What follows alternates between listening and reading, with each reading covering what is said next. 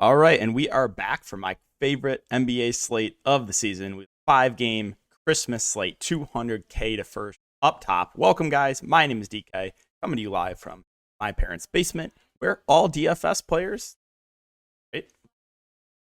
This is where we reside, basement.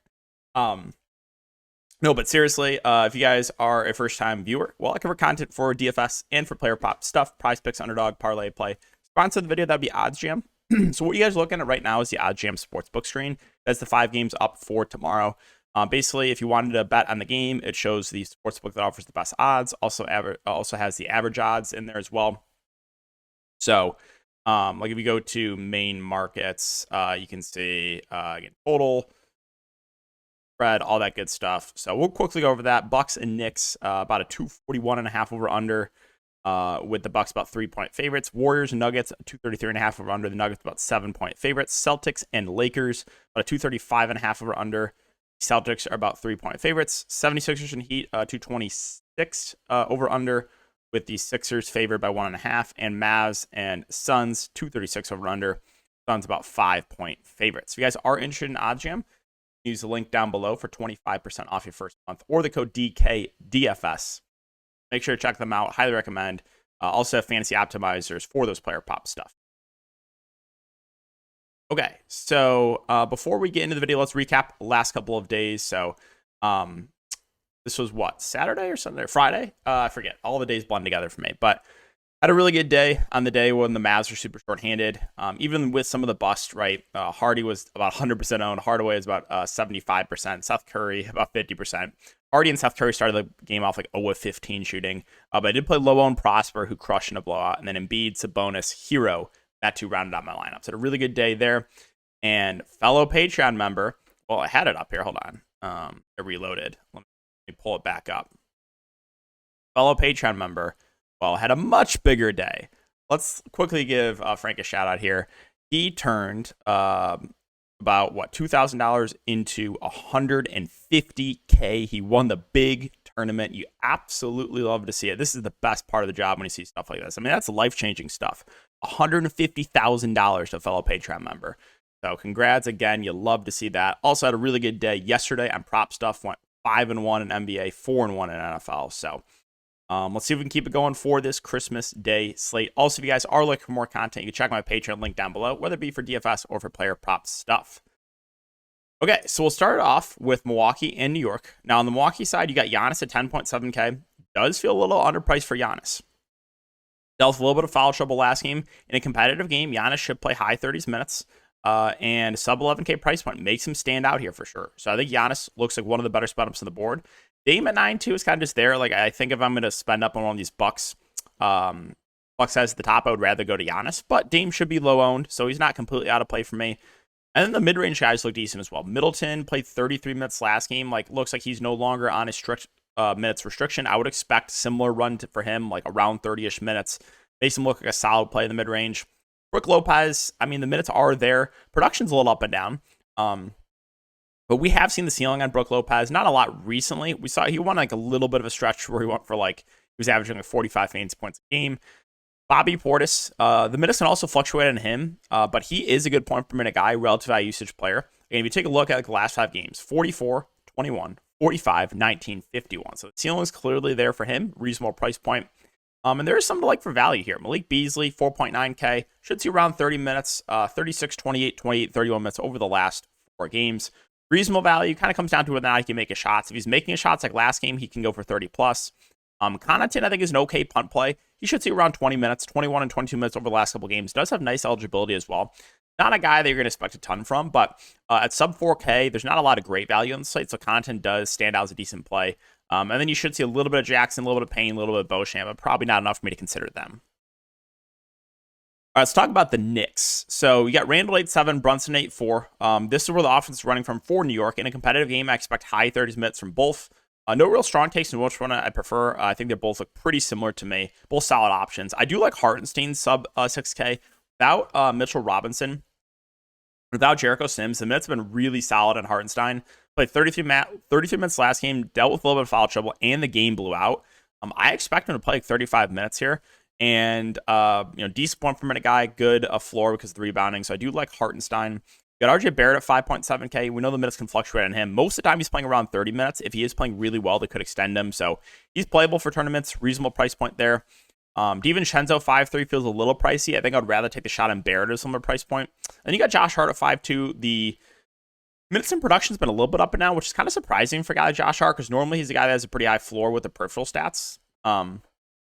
But I think he's fine. Again, of the mid-range plays here for New York, though, I think Barrett's got the highest ceiling. And then we do have to talk about Emmanuel quickly, too. 29, 24, 22 minutes over the last 3 games. His minutes can also fluctuate, but when he's playing really well, the ceiling is there for Emmanuel quickly. Gibson, he'll back up Hartenstein. If you think Hartenstein gets into foul trouble, you can take a shot in Taj, but I don't think it's necessary in the slate. Golden State and Denver, so no Draymond Green. We'll keep an eye on the status of Wiggins. My guess is he'll play. He missed the last couple games due to an illness, but they also had a day off today, so I assume he'll be ready to go. If Andrew Wiggins misses, then you're going to get more solidified minutes for a guy like Jonathan Kuminga. As far as the top-end guys go, Steph Curry, 9.1. Firmly play for tournaments. We know the floor is there for Steph, right? But the ceiling is pretty high. I don't think he'll be that popular on this slate. Klay Thompson, 6.7K, has been playing better of late. The minutes have ticked up on him a bit as well. Nice eligibility. Reasonable play in the mid-range. I would expect him to play mid-30s minutes in this one. Chris Paul, 6K. Should see in a competitive game around 30 minutes. I don't think he'll be that popular. I think he's like a decent play. Kuminga, I like him more if Wiggins misses. If Wiggins plays, the minutes are a little bit more up in the air. But if there's no Wiggins, then I do like Kuminga at 5.6. Podziemski, 5.5. Should see around 30 minutes. Production's been a little bit up and down, but nice price point. I think he'll be relatively popular. Jackson Davis, also...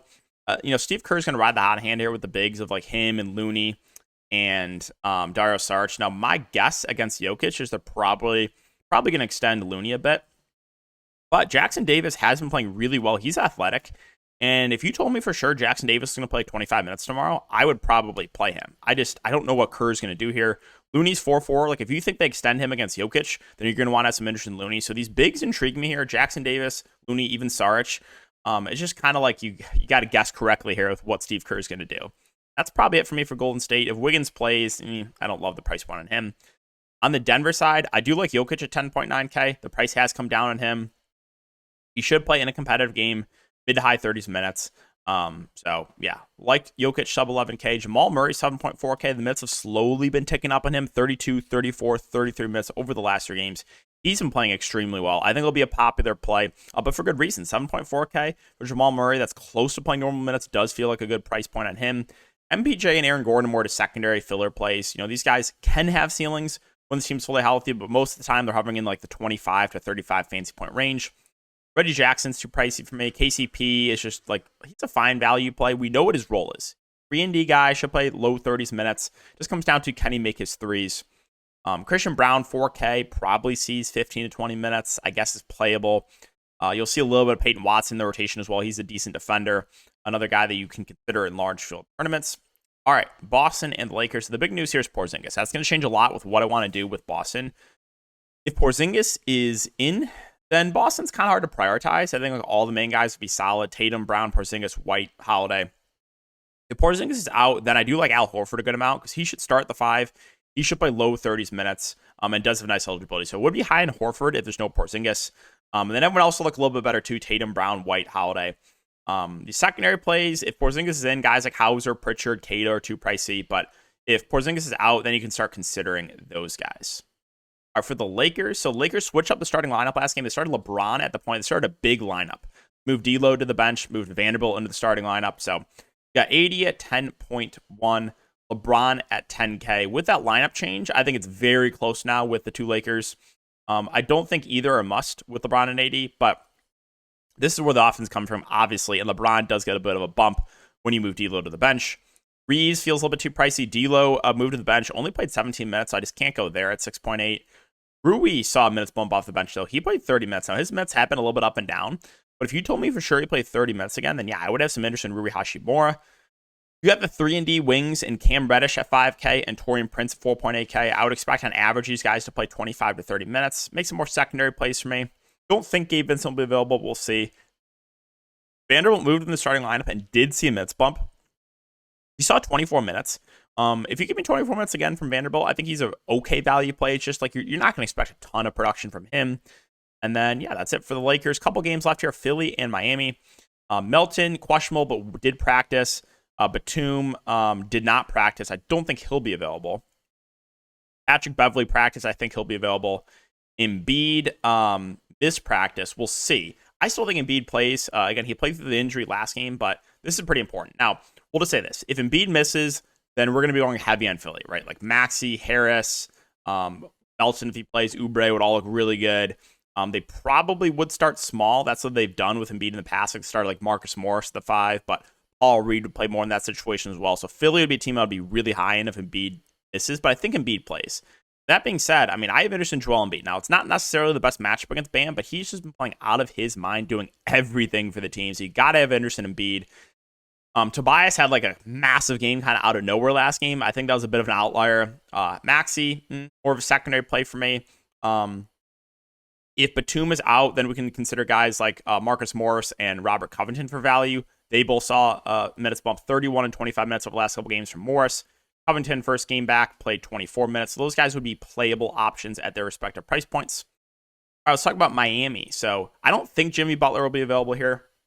He did not practice Monday, or did not practice today. Questionable for Monday. He's missed the last couple of games. I think he'll be out. Now, if Jimmy Butler plays, there's really not much here. This is the lowest total game on the slate.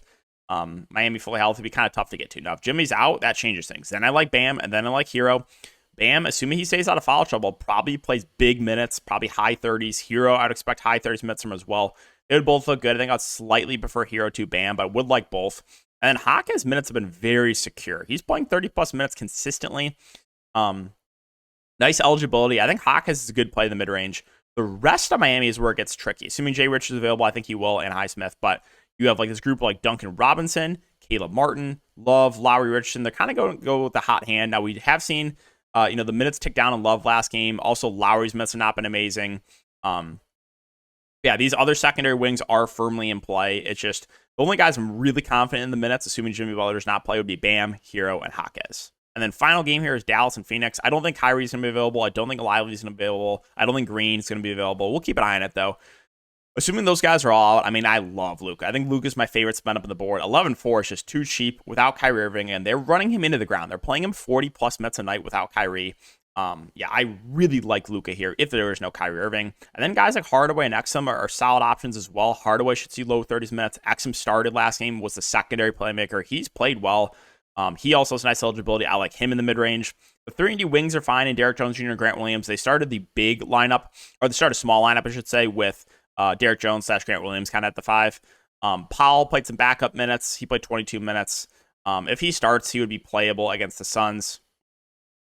And yeah, that's probably it for Dallas. We'll keep an eye on the news, injury news. And then finally, Phoenix. My boy Nurkic, we just got the news that he is in fact out. Also, Brad Beal is out. So last game, Eubanks started at the 5, but got in massive foul trouble, so only saw 15 minutes. We'll see if they start him again or if they try to go small. Booker and KD at the top, both kind of secondary plays for me. They're both playable. I like the ceiling on both, but neither are must plays for me on this slate. Grayson Allen, Eric Gordon in the mid-range. I think I slightly prefer Grayson Allen. His minutes have been a little bit more secure. He should see low to mid-30s minutes. Does have nice eligibility. Gordon's been a little bit quiet. He did complain about not, getting enough shots up, so maybe he'll try to be aggressive here. I mean, he's playable. I think I slightly prefer Grayson Allen, though. And the bigs are where it gets interesting. So Eubanks, if he starts again, is viable. Again, he got massive foul trouble. We picked up 2 quick ones, and they kind of just didn't go with him for the rest of the game. As a Buki, played the backup 5, and then you saw a little bit of Met too as well. Now, Dallas is not a big team, so this is where it gets tricky here. It's Dallas clearly wants to play small ball. Does Phoenix? I don't think Phoenix plays a full 48 of Eubanks as a Buki. So you might get some Metu at the 5. I don't know. All these Phoenix bigs are interesting plays here. Ownership's going to play a big part in what I do. For example, if one of these guys is going to be very popular, then I'll probably go with a lower owned option. But yeah, with Eubanks, you have Eubanks as a Buki, Metu. I think all candidates to play minutes at the 5. If you think Phoenix wants to go small ball, then I think you want to have interest in Metu. If you think that Phoenix plays more 2 traditional centers out there, like a traditional center out there at all times with Eubanks as a Buki, then you want to interest in those guys. So Phoenix is interesting here with these bigs. And then not a ton else. I don't think I'm going to mess with the 3-and-D wings. Jordan Goodwin at 4-1, the minutes have ticked down on him, but the price has also come down. He's playable in GPPs. Before that, he had been playing 20-plus minutes a game. All right, guys, so that's going to do it for the Christmas Day slate breakdown. Like I said, my favorite NBA slate. If you guys do enjoy the content, make sure to like, subscribe, hit the notification bell. Have a great Christmas, and I'll see you guys all in the next video.